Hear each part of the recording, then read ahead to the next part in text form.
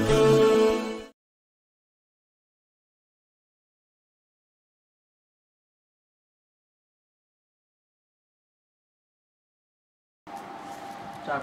অবস্থাটা খুব খারাপ যাচ্ছে। দিনদারি বিষয়গুলো এটা উঠে যাচ্ছে, চারদিকে খুব ফিতনা আর ফিতনা, এক একজন এক একভাবে ফিতনা ছড়াইতেছে। অবস্থা এতটাই খারাপ হয়ে গেছে যে আগের যুগটা, আমাদের আগের যুগটায় ফিতনার মতোই ছিল, কিন্তু এখন বিষয়টা এমন হয়ে গেছে যে ফিতনাগুলো এক একটা নতুন নতুন দিনদারি রূপ নিয়ে আসতেছে। আবার ফিতনাগুলো এমনভাবে আসতেছে যে আমরাও জড়ায় যেতেছি, হকওয়ালারাও। আমি আপনি নিজের অজান্তেই ফিতনারকে কি করি, প্রমোট করি। প্রমোটের বাংলা কি? মার্কেটিং করার মতো। হ্যাঁ, মার্কেটিং করি আমি আপনি। আমি আপনি যেই ফিতনার বিরোধিতা করে আসছে, আমাদের আকাবেররা, আমাদের বাপ দাদারা যেই ফিতনার বিরোধিতা করে আসছে, আমি আপনি মনের অজান্তেই ওই ফিতনার কি করতেছি, মার্কেটিং করতেছি। ওই ফিতনাকে আরো সবার সামনে বড় করে দেখাই, ভালো করে দেখাইতেছি মনের অজান্তে। এই একটা বিষয়। আর একটা বিষয় হইল, যেই জিনিসগুলো দিনদারির মূল বিষয় ছিল, বাতিল আল্লাহরা ওইগুলোকে একটা খারাপভাবে ওটাকে প্রকাশ করতেছে, খারাপভাবে পেশ করতেছে উম্মতের সামনে। এমনকি অনেক সময় আপনারা আমার মধ্যেও এটা তাসির নিয়ে নিতেছে। যেমন পীর মুরিদি, এটা তো একটা কোরআনী বিষয়। ইউজাক্কিহিম ওয়ায়ুজাক্কিহিম মানে কি? পীর মুরিদি, আর তো কিছু না। যদি পীর মুরিদি বলে, এখন অধিকাংশ মানুষের মনে কি আসে? একটা বেদাতি লোক, নামাজি না, সেজদা, শিরিক, বিদাত, এরকম মনে হয়। অথচ একটা ব্যক্তি পীর মুরিদির থেকে দূরে থাকবে আর সে দিনদার হবে, এটা তো সম্ভবই না। যাই হোক, আমার মূল আলোচনাটা হইল যে এই সকল বিষয়গুলো থেকে বাঁচার উপায় কি। এখন তো সবাই দিনদার, সবাই কি, কেন, কিভাবে দিনদার? কেউ মনে করতেছে আমি দিনদার, তো দিনদার। অনেকে বইলা বসে আমার ভিতর বদ্দিনের কি দেখলেন। সবাই কি এখন দিনদার, পাক্কা দিনদার? কেন? লোকে দিনদার বলে, লোকে কি বলে? দিনদার বলে। সবাই দিনদার কেন? দিনদারির আলামত আমার ভিতর আছে। কি টুপি পরি, পাঞ্জাবি পরি, আমি দিনদার। তো তিনটা কারণে সবাই এখন দিনদার। কোন তিনটা কারণ? এক নম্বর হচ্ছে আমি নিজেকে নিজে দিনদার মনে করি, সেই হিসেবে আমি কি? আমাদের মধ্যে কয়জন লোক আছে নিজেকে পাপী মনে করি? আমাদের মধ্যে এরকম কয়জন লোক খুঁজে পাওয়া যাবে যে নিজের গুণাগুলো নিয়ে মাঝে মাঝে চিন্তা ভাবনা করি? কম, খুব কম। যে মাঝে মাঝে চিন্তা ভাবনা করব যে আমার গুনাহ কিভাবে কমানো যায়, আমার পাপ কিভাবে কমতে পারে, এরকম তো খুব কম আমাদের সংখ্যা। কারণ কি? কারণ আমরা সবাই দিনদার। শুধু দিনদার না, পাক্কা দিনদার। এটা মানে বলতেছি তিন কারণে। একটা হলো আমি, আমার মনে হয়েছে আমি দিনদার, তো আমি দিনদার, এটা ভুল। আবার কেউ কেউ মানুষ আমার দিনদার বলে, আমি দিনদার না হইলে কি মানুষ আমাকে এইভাবে সম্মান করে নাকি, এইভাবে কদর করে নাকি? মসজিদের সভাপতি কি দিনদার না হইলে হইছি? আল্লাহ তাআলা এত সম্পদ দিছে, তা আল্লাহ তাআলা পছন্দ না করলে কি দিছে নাকি? ব্যাস, লোকে বলে আর আশেপাশে ভালো অবস্থা থেকে নিজেকে দিনদার মনে করতেছে। আর এটা তিন নম্বর কি বললাম, দিনদারির কিছু আলামত আমার ভিতর আসছে, ব্যাস আমি দিনদার। এখন এইগুলোতে বের হওয়ার উপায় কি? এখন আমাদের আকাবির বলতেছে এইগুলোতে বের হওয়ার একটা উপায় আছে, খুব সুন্দর উপায়। এবং এর দ্বারা আমি আপনি যে কেউ আমার দিনদারি মাপতে পারবো। সেটা উপায়টা কি? সেটা হলো আলামত দেখে সব কিছু চিহ্নিত করা। কি দেখে? আলামত দেখে। যেমন কোরআন শরীফে আসছে, লা ইয়াযকুরুনাল্লাহা ইল্লা কালিলা। মুনাফিকদের একটা আলামত হলো তারা জিকির কম করে। আর আমি আপনার যদি সকাল বিকাল 3 তাসবিহ 2 বার আদায় করি, বা তো 6 তাসবিহ 2 বার আদায় করি, 12 তাসবিহ আদায় করি, তাহলে আমি কি না? মুনাফিক না। আর যে আমিও জিকির কম করি, ওই দিনে হয়তো 100-200 বার লা ইলাহা ইল্লাল্লাহ শেষ। তখন 100 200 300 বার লা ইলাহা ইল্লাল্লাহ জিকির করলাম 24 ঘন্টার মধ্যে, তাহলে আমি দিনদার না মুনাফিক? কোরআনের আলোকে মুনাফিক। লা ইলাহা ইল্লাল্লাহ 300 বার সারাদিনে 24 ঘন্টা 300 বার লা ইলাহা ইল্লাল্লাহ পড়লাম, তাও আমি মুনাফিক? ভাই কোরআন তো বলতেছে আমি মুনাফিক, কোরআন বলতেছে আপনি মুনাফিক। এটা তো কোনো ব্যক্তির বানানো কথা না। হাদিস শরীফে আসছে যে এলেম দ্বারা পিপাসা মিটে না, খালি পরে আর পরে, পরে আর পরে, শিখে আর শিখে, সোহবতে যায় শিখে আর শিখে, মন আর ভরে না। হাদিস শরীফে আসে সে কি? পাক্কা ইমানদার। কারণ ইমানদার কখনো এলেমের দ্বারা পেট ভরবে না। আর কেউ যদি বলে না অনেক কিতাব পড়ছে, আমার বাসায় এখনো 50টা কিতাব আছে, আর কত পড়বো, তার মানে সে তার ভিতর কি নাই? ইমান নেই। কারণ আপনি ইমান ছাড়া 50টা কিতাব পড়াও, আমার বাসায় এত বড় একটা লাইব্রেরি, তাও আমি কি বেঈমান? আরে ভাই হাদিস বলতেছে আপনার ইমান কম। বুঝছি কিনা বিষয়টা? এই বিষয়টা আমাদের জেনে রাখতে হবে। আলামত দেখে দেখে এক একটা জিনিসকে চিহ্নিত করব। আমি আমাকে মাপবো আলামত দেখে, মানুষকে না। এখানে আরেক সমস্যা, যদি মানুষকে মাপা শুরু করি আমার ভিতর অহংকার আসা শুরু করবে এবং আমার আখলাক নষ্ট হওয়া শুরু করবে। আর আলামত দেখে যদি নিজেকে মাপতে থাকি তাহলে আমার দিনদারি বাড়তে থাকবে।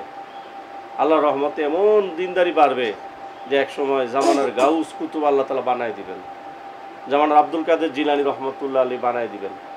সাহাবা আজমাইনদের মতো ইমান আপনার আমার হয়ে যাবে ইনশাআল্লাহ, ওই পর্যায়ে হয়ে যাবে ইনশাআল্লাহ। বাস্তবিক পক্ষে তো আসলে ওনাদের মতো ওনার হুবহু এরকম হওয়া আমাদের সম্ভব না। ওনার রাসূলকে দেখছে, কিন্তু আমাদের টার্গেট কিন্তু ওইটা, আমিনু কামা আমানান নাস। একটা টার্গেট তো আল্লাহ তাআলা দিচ্ছেন, সেটা কি? সাহাবা আজমাইনদের ঈমান। এই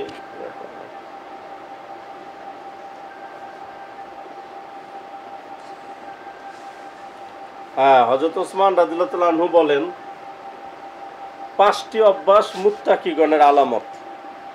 আমার আপনার ভিতর যদি এই 5টা অভ্যাস আসে তাহলে বোঝা যাবে আমি আপনার মুত্তাকি। আর 5টা অভ্যাস যদি না থাকে তাহলে আমি কি না? মুত্তাকি না। হ্যাঁ, দাবি করলে করতে পারে যে কেউ, কারণ দাবির জন্য কি দরকার? মুখই যথেষ্ট, আর কিছু যথেষ্ট? আর মনে করার জন্য মনই যথেষ্ট। এগুলি সব ধোঁকা, এগুলি সব কি ধোঁকা। আমার শায়েখ এই জন্য বলতেন, তখন বুঝতাম না, এটা পরে বুঝছি, যে মুখ মানুষকে ধোঁকা দেয়, চোখ মানুষকে ধোঁকা দেয়, দিলও মানুষকে ধোঁকা দেয়। আমার প্রথম শায়েখ বলতেন। আমি বললাম শায়েখ এই কথা তো অনেক কথা, আপনার অনেক কথা আমি বুঝি না, কি করা যায়? তুমি বুঝো না তাহলে আর বাকি দিতে কি অবস্থা? আমি তো যদি এদের অবস্থা এরকমই, মাঝে মাঝে আপনি খুব জালালাতের সামনে আইসা জানতাম কেউই আপনার কথা বুঝে না। তখন হুজুর একটা আজীব কথা বললেন, তো বলছেন যে না বুঝলেও খুব খেয়াল করে শুনবা। আমি হযরত মাওলানা ইউসুফ সাহেব রহমাতুল্লাহ আলাইহি তাবলীগের দ্বিতীয় আমির, আমার শায়েখ বলতেছেন যে তাবলীগের দ্বিতীয় মাওলানা ইউসুফ সাহেব রহমাতুল্লাহ আলাইহিকে ওনার সোহবতে আমি প্রায় 4 বছর বা 6 বছর ছিলাম। আর ওনাকে খুব সম্মান করতেন, কারণ শায়েখ জাকের রহমতুল্লাহ আলাইহি খলিফা খাস ছিল। সো শায়েখ জাকের রহমতুল্লাহ আলাইহির কারণে সবার কাছে উনি যাইতে পারছেন, সব জায়গায় ওনার আলাদা মূল্যায়ন ছিল। তো মাওলানা ইউসুফ সাহেব রহমতুল্লাহ আলাইহি আমাকে অনেক কথা বলতেন, তাই আমি বুঝতাম না।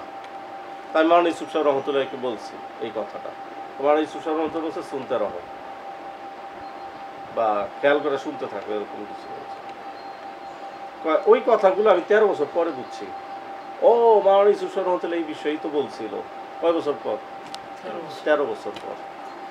তো এই যে এখন অনেক শায়েখের অনেক কথা বোঝা যায়, যে দিল মানুষকে ধোঁকা দেয়, মুখ মানুষকে ধোঁকা দেয়, চোখ মানুষকে কি দেয়? ধোঁকা দেয়, আর মানুষ ধোঁকায় পড়ে যায়। তাহলে মানুষটা কি? এখানেই প্রশ্ন। আমি তো আমাকেই খুঁজে পাচ্ছি না, আপনি তো আপনাকেই খুঁজে পাচ্ছেন না। এত বড় বড় কথা বলেন যে এই করছি সেই করছি, নিজেকে খুঁজে বের করেন তো। আমি মারা গেলে সবাই কি বলবে? লাশ। কেউ আর আমার নাম নিবে? তা আমি কোথায়? কে? এটাই একটা জটিল বিষয়। এইগুলোর জবাব পাওয়া যাবে যখন সুলুকে লাইনে কিছু মেহনত হবে। আর নাহলে ফটফট করে কোনো লাভ নেই। ফটফটানো সবাই পারে। কিয়ামতের একটা আলামত, বক্তার সংখ্যা বেড়ে যাবে, আলেমের সংখ্যা কমে যাবে। প্রশ্নকারী সংখ্যা বেড়ে যাবে, উত্তরদাতার সংখ্যা কমে যাবে।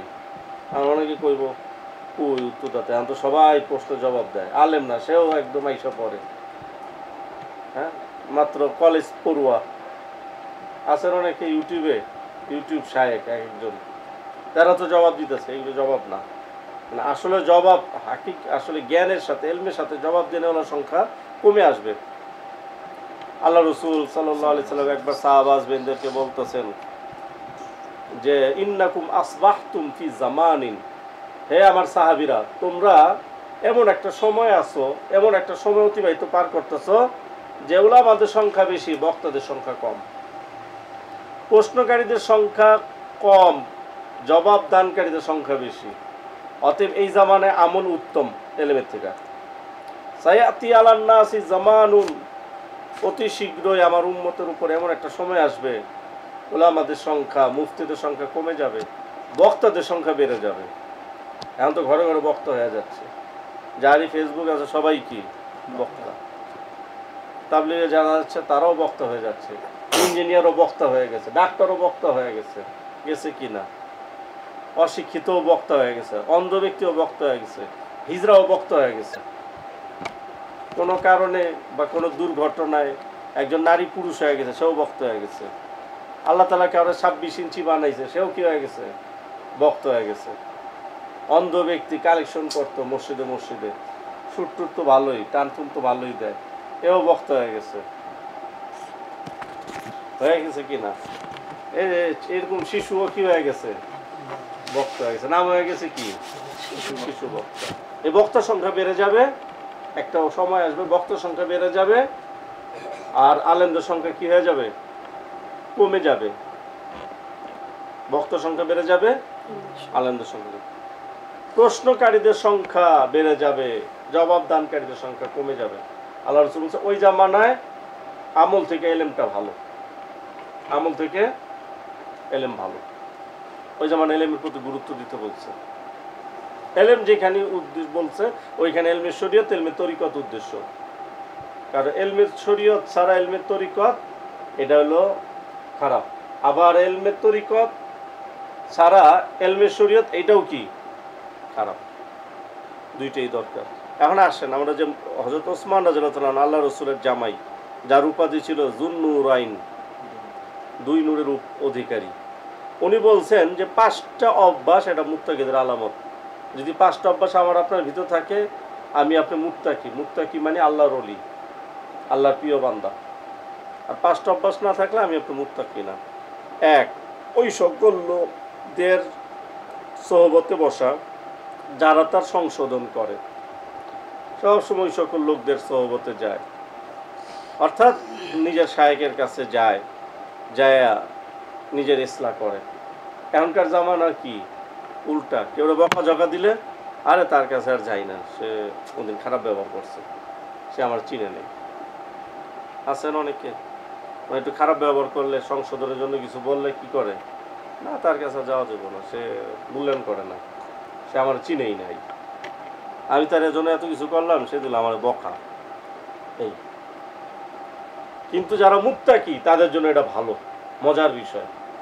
হযরত হাকিম আখতার সাহেব হুজুর একবার মজলিসে দেখলেন যে এক শাইখুল হাদিস, উনিও পীর সাহেব, ওনারও অনেক মুরিদ আছেন, কয়েকশো মুরিদ ওনারা আছে। তো শাইখুল হাদিস সাহেব কোনো বেখেয়ালে আর কি বসে আছে মজলিসে। তো হাকিম আখতার সাহেব বললেন, এই শাইখুল হাদিস সাহেব, আপনি বেখেয়ালে বসে রয়েছেন কেন, খেয়াল করে কথা কেন শুনেন না? 25 বার কান ধরে উঠবোস করেন। তো উনি 25 বার, বুড়া মানুষ, নুরানি চেহারা, দেখতে পুরো রাজার মতো। তো উনি পুরা 25 বার এই ভরা মজলিসে, বিশাল মজলিস, ওই মজলিসে উনি 25 বার কান ধরে উঠবোস করছে। তো হাকিম আখতার সাহেব জিজ্ঞেস করছে, এই কান ধরে কয়বার হয়েছে? 30 বার। 30 বার কেন করলাম? কইতেছে, আমি যখনই কান ধরে উঠবোস করতেছিলাম, আমি দেখতেছি মারেফতের এক একটা নূর, এক একটা এলেম আমার দিলের ভিতর ঢুকতেছে, এই জন্য 25 বার জায়গায় কয়বার করছি, 30 বার করে ফেলছি। ঠিক আছে, আর লাগবে না, বসো। এই যে ওই শাইখুল হাদিস মানছে, আল্লাহ তাআলা তার বানায় দিছে। মীর সাহেবকে সৈয়দ মীর ইশরত জামিল, উনি হলো সৈয়দ বংশের, আল্লাহ রাসূলের বংশের। চেহারা খুব ফর্সা সুন্দর, বাংলাদেশে আসছিল, হাকিম আক্তার সাহেবের সাথেই সবসময় থাকে। আজীব এক লোক ছিল, রসুলের বংশধর, তো মানে চেহারাই ছিল অন্যরকম, পুরা রসুলের বংশধর তো নূর চেহারার ভিতর কাকে বলে। হাকিম আক্তার সাহেবের সমস্যা, ওনার কিডনি দুইটাই নষ্ট হয়ে গেছিল, কিন্তু হাকিম আক্তার সাহেব বলছে কিডনি নষ্ট হোক আর যাই নষ্ট হোক, টেনশন করো না, আমি আল্লাহ থেকে ওরে চায়া রাখছি, আমার খেদমতের জন্য আরে দরকার, এই জন্য আল্লাহর কাছে কিনিয়া রাখছি, তারা চায়া রাখছি। আর কিডনি নষ্ট হোক আর যত কিছু নষ্ট, ও মরবে না, ওকে আমি আল্লাহ থেকে নিয়ে রাখছি, আমার কাজ আছে অনেক অনেক। হাকিম আক্তার সাহেবের যত বয়ানের কিতাব দেখি সব ওই মীর সাহেব করছে, সব বিভিন্ন দেশের হাকিম আক্তার। আমরা পূর্ব আফ্রিকায় গেলাম সফরে, ওইখানে দেখি যে হাকিম আক্তার সাহেবের কিতাব ভরপুর, শুনছি হাকিম আক্তার সাহেব ওইখানে নাকি সফর করছে, ঈশ্বর জামিল সাহেব এই কিতাবগুলো দিছে। আজীব ব্যাপার। এই এরে মাঝে মাঝে এত বকাঝোকা করতো, এত বকাঝোকা করতো। একদিন হাকিম আক্তার সাহেব হুজুর বলে, ভাই আপনি তো রসুলের বংশধর, আপনার এত বকাঝোকা দেই, আপনি আমার মাফ করে দেন। কারণ এই বেচারা আরেক বিপদে পড়ছে, প্রায় 1 ঘন্টা পর্যন্ত, না না না আপনি মাফ চায় না, না না আপনি আমার মাফ করে দেন, কখন বইরা যায় কি হয়। তো এরকম খুব বকাঝোকা করতেন, যখন বকতেন এত বকতেন যে অনেক মুরিদানরা মনে করতেন যে না উনি আর এবার থাকবে না, মানে এত বকা দেওয়ার পরে আর কি থাকবে না, কিন্তু দেখা গেছে আছে। তো বলছে হাকিম আক্তার সাহেব ইন্তেকালের পরে প্রায় 3 ভাগের 1 ভাগ মুরিদ, কয়েক লক্ষ মুরিদ ওনার সাথে ইসলামী সম্পর্ক করে নিচ্ছে। আমাদের বাংলাদেশেও যারা আছে অধিকাংশ হাকিম খোলাফারা ঈশ্বর জামিল সাহেবের সাথে বায়াত হয়ে গেছে। তো বলছে আবার কি আশ্চর্য, হাকিম আক্তার সাহেব ইন্তেকালের 1 বছর পর উনিও মারা গেলেন, ওই নিয়ে রাখছে 1 বছর পর্যন্ত কিছু কাজ যা বাকি ছিল কইরা রাখছে। আজীব। এই জন্য সংশোধন এটা একা একা হয় না, এর দ্বারা এটাও বোঝা গেল, হযরত ওসমান গনি রাদিয়াল্লাহু আনহুর কথা এটাও বোঝা গেল যে নিজে নিজে কখনো কি হওয়া যায় না, ইসলাহ হওয়া যায় না, সংশোধন হওয়া যায় না। আল্লাহ।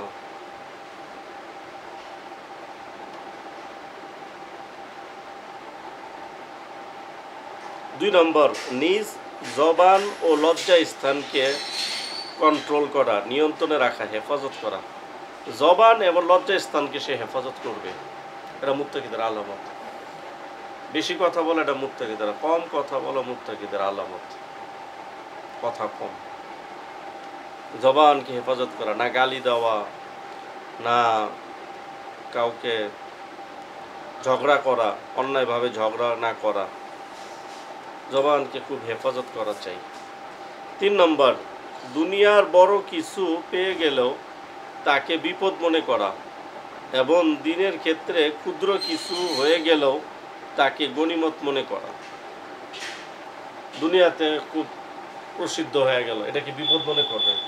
আমাদের পটিয়ার আলী আহমদ বলবি সাহেব বলতেন সবসময়, আশুহরতা আফাতুন অল কমুল রাহাতুন।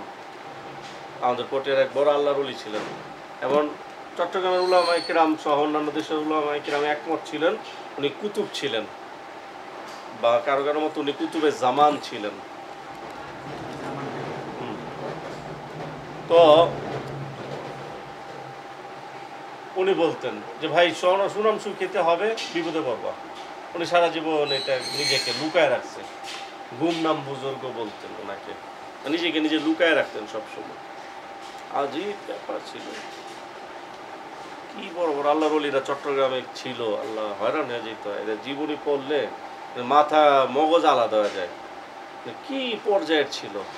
মুফতি আজিজুল হক রহমতুল্লাহ আলী কোটিয়া মাদ্রাসা পানি, মাওলানা আলী আহমদ বলবি সাহেব, মাওলানা মেহেরুজ্জামান সাহেব, এদের জীবনী পড়লে মানে কি মাথা খোলা হয়ে যায়, দুধ খায় এদের জীবনী পড়া লাগে, মানে এরকম ভাবে এমন কঠিন কঠিন কথা। যাই হোক, এই দুনিয়ার কোনো কিছু হইলে এটাকে বিপদ মনে করা, আবার কোনো ধরনের কিছু হারায় গেলেও এটাকে কি মনে করা, গনিমত। আল্লাহ তাআলা এর মধ্যে ভালো কিছু রাখছেন।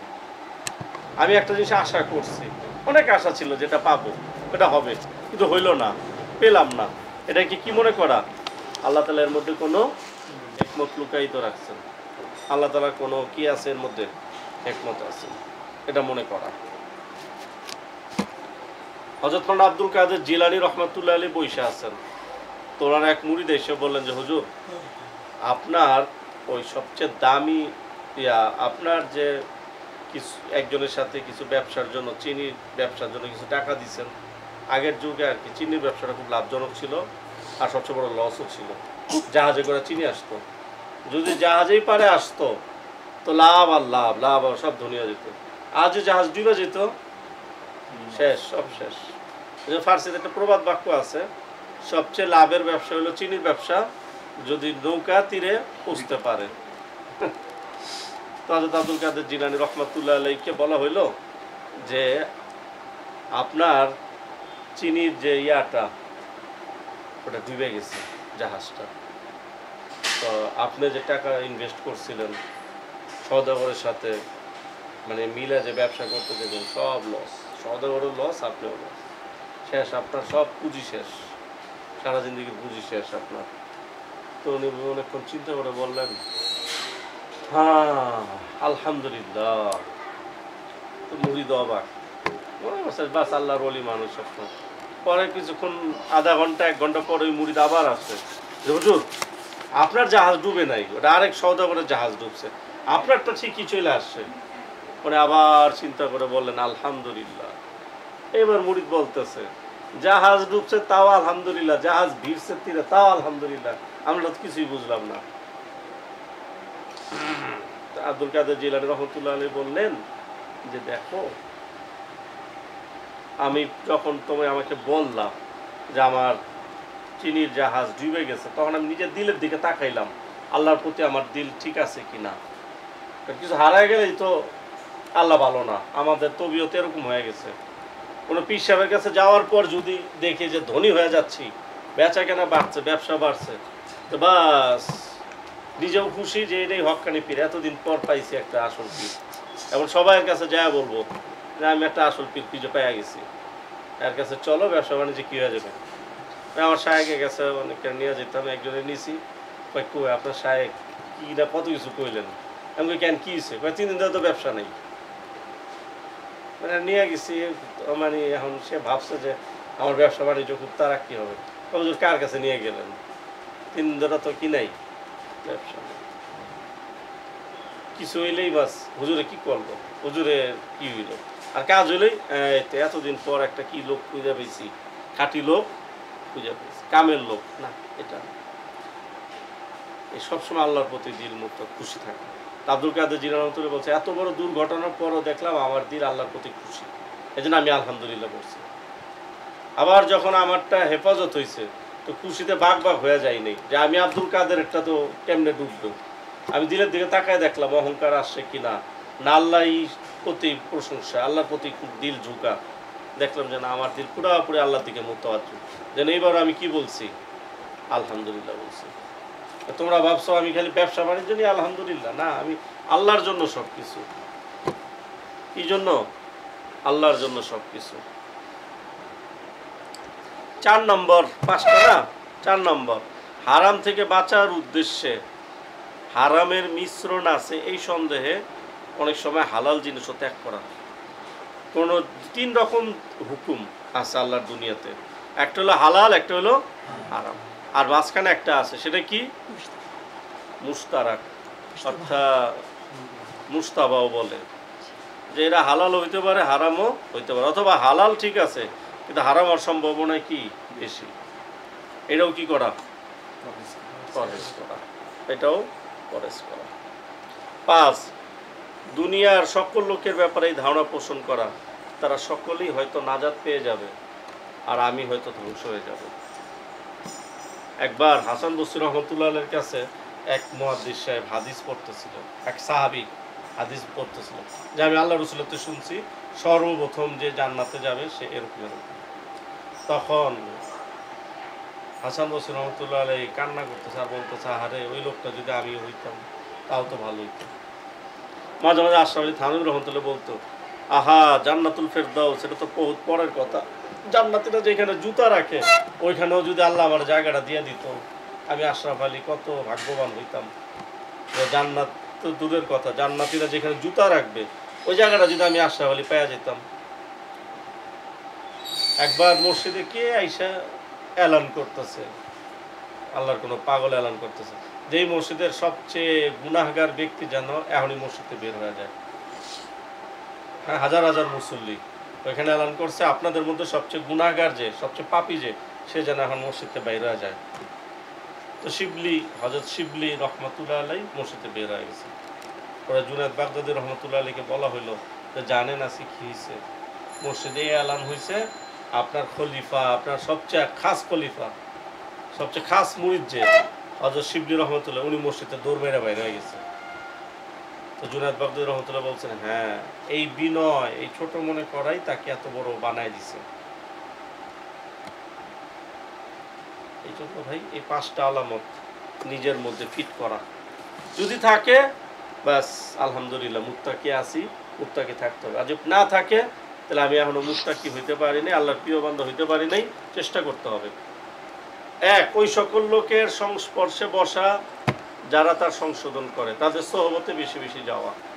2, নিজের জবান এবং লজ্জাস্থানকে হেফাজত করা। 3, দুনিয়ার বড় কিছু পেয়ে গেলেও তাকে বিপদ মনে করা এবং দুনিয়ার ক্ষেত্রে ক্ষুদ্র কিছু পেয়ে গেলেও তাকে গনিমত মনে করা। 4, হারাম থেকে বাঁচার উদ্দেশ্যে হারামের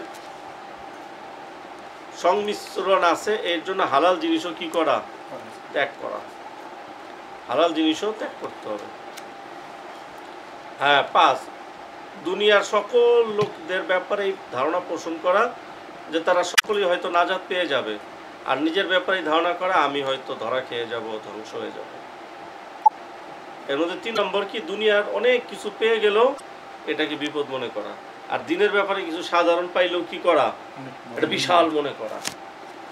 আমি বলি, শায়েখ আপনার, প্রথম শায়েখের কাছে একবার বললাম, শায়েখ আপনার কাছে আসে কোনো কিছু করে টর না, খায় আর ঘুমায়, ওই জিকিরে শরীর থাকে একটু, আর কিছুই করে না, এগুলি কিমনে কি?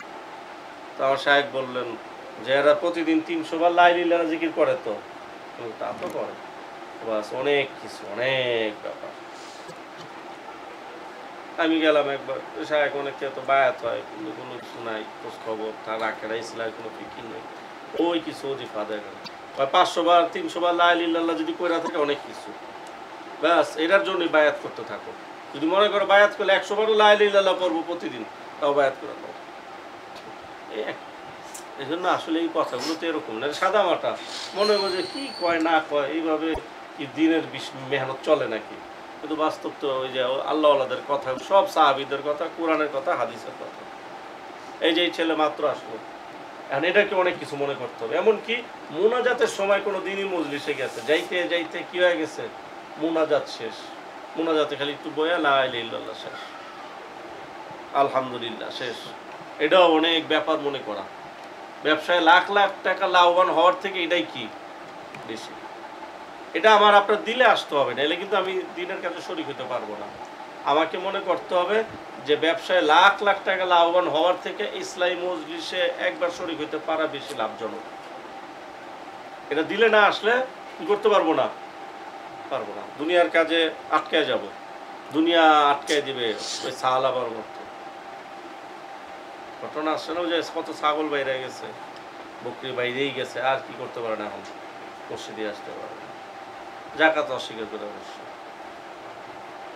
হায় হায়, শেষে আল্লাহ মানুষের কত কঠিন যে সময় যায়, আল্লাহ রসুল জাকাত দিতে চাই পাঠাইছে, বুঝাইছে, অস্বীকার করে দিয়েছে, সাংঘাতিক ব্যাপার।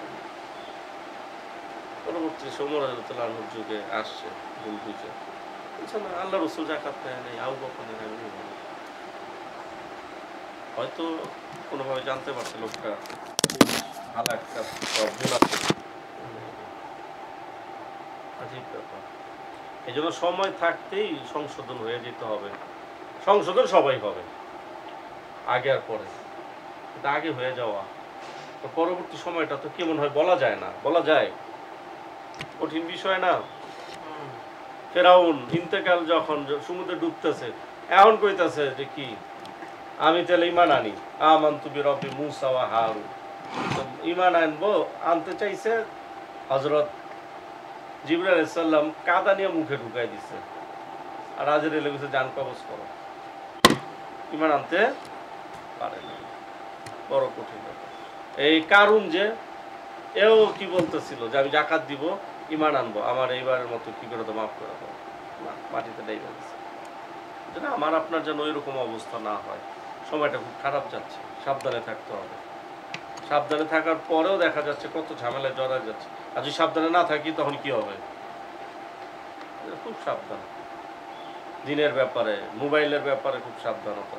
যে কোনো পোস্ট না করা, যে কোনো পোস্টে লাইকও না দেওয়া, বুঝে শুনে দেওয়া। একটা জিনিসের লাইক দেওয়া মানে কি, এটা আমি করছি, সাপোর্ট করছি, পছন্দও করেছি, সাপোর্টও করছি। কঠিন বিষয় না এটা। একটা যে শেয়ার করা মানে কি, সে এটার প্রচার প্রসার আমি করলাম, ভালো জিনিসের প্রচার প্রসার করবো, 100% নিশ্চিত যে এটার কথার মধ্যে খায়ের বরকত আছে, ওইটাই প্রচার করবো। এর ধারণা দিনের কাজ করা যায় এগুলি দ্বারা, অস্বীকার করবো না, কিন্তু খুব সতর্কতার সাথে, খুব সাবধানতার সাথে। আর ভাই আকাবিরদের তরস্তরিক অনুসরণ করার চেষ্টা করি। আকাবিরা যেইভাবে বইলা গেছে তার এক কদম কিছু না যাওয়ার চেষ্টা করি। আকাবিরা যা বলছেন তাই। বিশেষ করে মাওলানা আশরাফ থানভী রহমতুল্লাহ আলাই, হযরত হাকিম আখতার সাহেব, শেখ জাকারিয়া রহমতুল্লাহ আলাই, এদের যে চিন্তা চেতনা নজরিয়া, ওটার মধ্যে থাকার চেষ্টা করি বিশেষ করে আর কি। অন্য আকাবির যারা, সবার কথাগুলো বেশি বেশি মাল সকালে পড়া। মুফতি তৌকির ওসমানী সাহেব বলছে এই ফিতনার জামানায় প্রত্যেকে আকাবির, বিশেষ করে মাওলানা আশরাফ আলী থানভী রহমতুল্লাহ আলী মালফুজাত নিয়ম করে পড়া চাই, নিয়ম মতো নিয়মিত। আর গ্রন্থালয় থেকে ওনার তো 3টা খণ্ড, থানভী রহমতুল্লাহ বয়ানের এমদাদিয়া লাইব্রেরি থেকে 4টা আছে, থানভী রহমতুল্লাহ বয়ান শুধু। এরকমভাবে মাকতাবুল আশরাফ থেকে মাওলানা আশরাফ থানভী রহমতুল্লাহ বিভিন্ন মালফুজাতের কিতাব বের হয়েছে, বাসায়েরে হাকিমুল উম্মত, তারপরে কামালাতে আশরাফিয়া, মাজালিসে হাকিমুল উম্মত, এগুলো খুব পড়া। অনেক সময় এরকম হবে যে পড়া কিছুই বুঝবো না, কি কইছে না কইছে কিছুই তো বুঝি না, কিন্তু না বুঝলেও কি করা, পড়তে থাকা, পরে বুঝে আসবে। এখন বুঝে না আসলেও কোনো অসুবিধা নেই, পরে বুঝে আসবে।